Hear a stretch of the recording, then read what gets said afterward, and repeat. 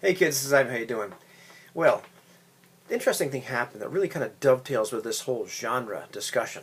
Now, speaking of genre, I'm really pumped. I get to run some Hollow Earth Expedition next week, or less than a week from now, on April 12th, and that'll be a lot of fun. I really like this genre, and so we're playing with some people that haven't played Ubiquity, and some other people that have. Kind of Indiana Jones. Enough said. You kind of already start to get the genre, right? It's 1936 with the Hollow Earth and Nazis and all this kind of good junk. So, that's a cool genre. But I want to talk about a discussion we started to have based on some events that happened in a Star Trek Adventures game. Really great campaign that Complex Games Apologists is running. But we had an interesting thing happened, and it got us talking about what Jason called genre poisoning. I'm not sure if that's the right term. I'm not sure what the heck the term is for this. But, follow me as I go down the rabbit hole. We're emulating the Star Trek genre. That's what the game's about. Now, Star Trek has a few different subgenres. There is the original series genre, which is a little bit more rough and tumble. And there's the Next Generation genre, which is a little bit more straight-laced, where the Prime Directive becomes a real thing. We are playing in this Next Generation kind of era, but we haven't explicitly said that we're just going to be going for this complete subgenre. But it's that era.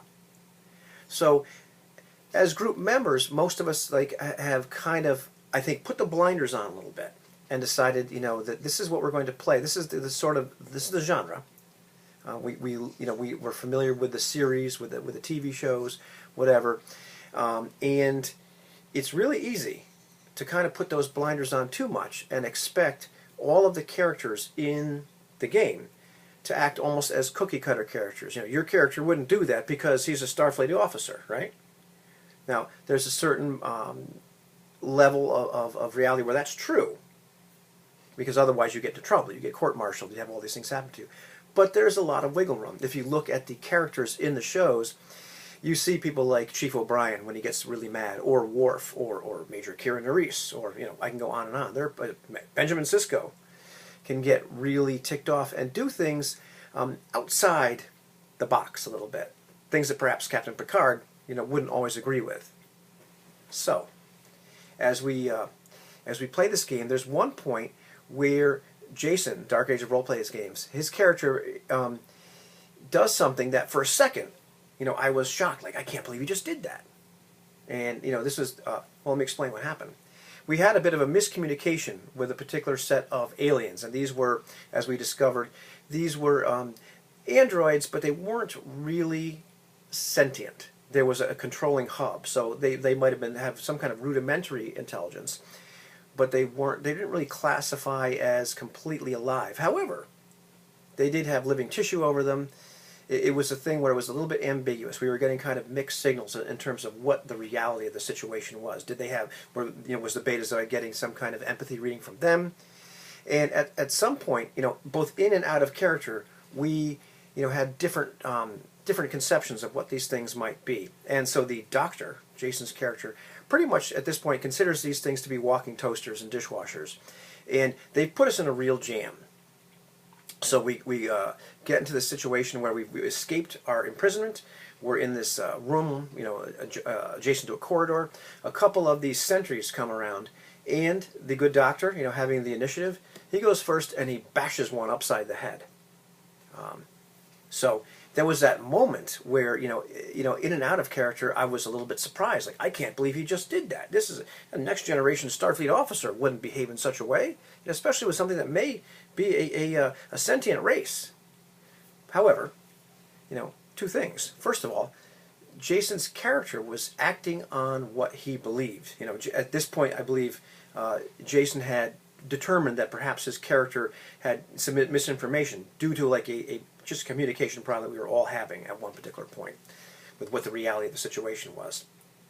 Jason had already figured out, what was probably more of the case, but his character hadn't. So his character behaved exactly the way his character should have, based on the idea that he didn't think these things were even really alive. They were machines, and these toasters, these microwaves, had imprisoned us and might actually be putting the ship itself in danger. So he acted in a way that was very rational. It was what his character would have done in that situation. And we're still stepping into these characters and figuring out what they're actually like.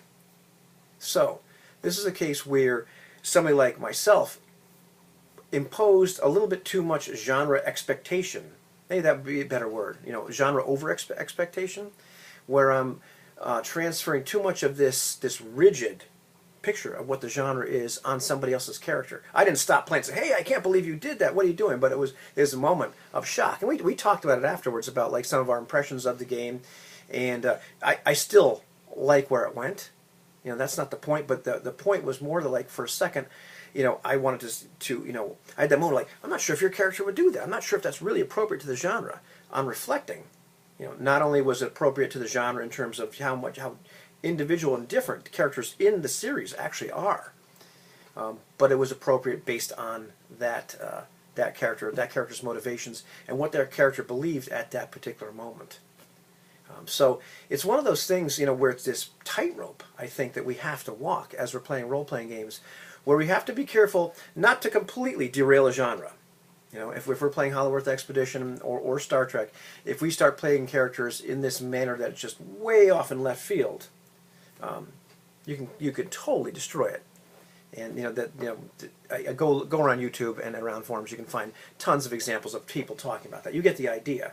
You have to play in a genre appropriate manner. We all, like I said in my last video, it's really important to convey the right feel. You don't want to, you know, bring some gun-toting Yahoo to a Call of Cthulhu game where you think you're just going to solve all your problems by shooting at them.